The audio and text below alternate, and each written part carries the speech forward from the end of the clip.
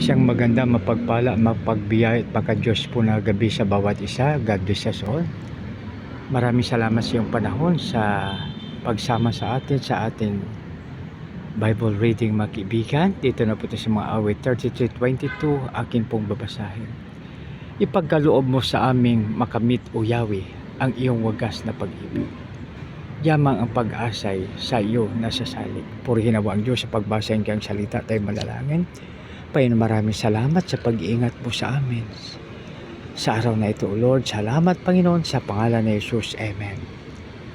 Ipagkaloob mo sa aming makamit, O Yahweh, ang iyong wagas na pag-ibig. Yamang ang pag-asay sa iyo nakasalig. So dito, mga kaibigan, ito po ang mababasa natin sa banal na aklat sa mga awit 33:22. So kuwan siya, no? Magandang balita, Tagalog version. So ipagkaloob mo na aming makamit, O Yahweh, ang iyong wagas na pag-ibig. Mga kaibigan, ang wagas na pag-ibig ng ating Panginoon ay naranasan natin.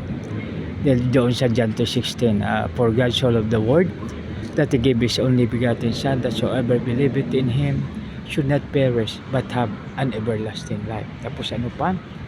Yamang ang pag-asay sa iyo na kasalig. Kaya yung ating future ay nakasalig sa ating Panginoon. O kaya ating ihandog sa Kanya ating future. Kaya hindi na tayo dapat mag-worry, hindi tayo dapat magulimihanan dahil ang future natin, dahil ang Diyos, God holds our future. Maraming salamat. God bless us all. Tayo manalangin. Panginoon, maraming salamat sa iyong wagas na pag-ibig. Maraming salamat din, Panginoon, ng aming pag-asa o ang aming hope ay sa iyo lamang. Panginoon, maraming salamat. Gamitin mo kami sa makapangyang paraan para sa iyong kalwatian, O Lord. Dinalayan po namin ito sa matamis sa pangalan na iyong anak na si Jesus na aming Panginoon takpagligtas. Lahat po ay magsabi ng Amen. God bless us all.